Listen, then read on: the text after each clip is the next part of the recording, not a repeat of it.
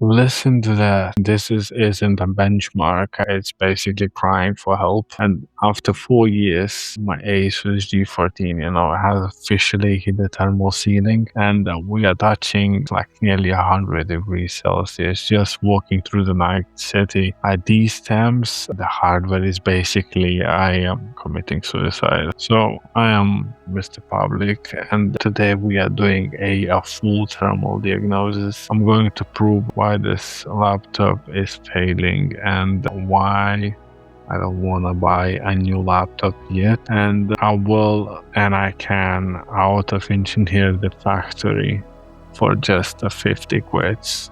You will see that. So 4 years ago when I bought this laptop, it was a really good machine. It was a beast. It was cool, quiet and fast. But look at it now. The frames are dropping because the CPU is basically panicking. It's cutting its own power just to stay alive. And this is called a thermal throttling, and it's a silent killer for a gaming laptop, as you can see in the Cyberpunk 2077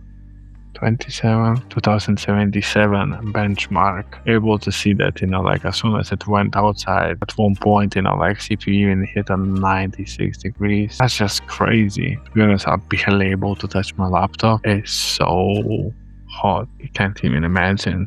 Around the numbers, and on idle we are able to see around like 60 degrees, and that is insane. Basically under the load, like anywhere from 88 degrees up to 96 degrees. That's toasty. I used a decibel meter, and these fans pushing like 60 decibels, like you can see on these pictures, and basically that tells me the fan's working fine, but the heat isn't moving at all.